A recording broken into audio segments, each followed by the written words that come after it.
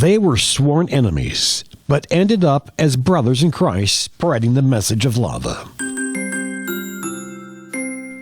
For legendsoffaith.org, I'm Rob Cutter. December 7th, 1941, a date which will live in infamy. After the bombing of Pearl Harbor, Americans were outraged over the surprise attack.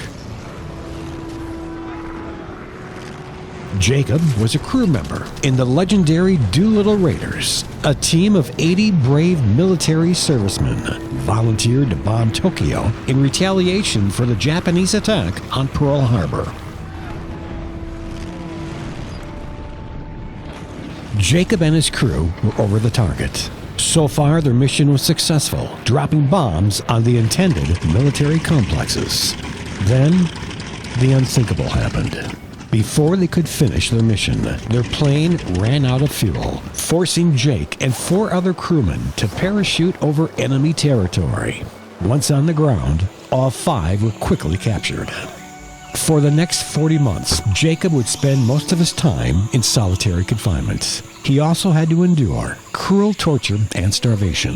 His hatred for the enemy was unbearable. He had to do something, or he was going to have a nervous breakdown. So, he asked his captors for a Bible. His request was granted. His daily Bible readings gave Jacob new insight that changed his bitter hatred for the enemy and gave him peace. With his newfound faith, Jacob was anxious to try out the principles he had learned to love your enemies. After a hard day of being mistreated by a guard, he decided that the next morning he would greet that guard without bitterness and say good morning in Japanese. After a week of this, the guard began to soften. He began giving Jacob extra food. After being released from the enemy prison camp, Jacob became a missionary. He then went back to Japan to spread the gospel. As his mission began to grow, Jacob gained a remarkable convert. The Japanese pilot who led the Pearl Harbor attack, Mitsuo Fuchita, was getting off a train in Tokyo when Jacob handed him a pamphlet entitled, "I Was a Prisoner of Japan."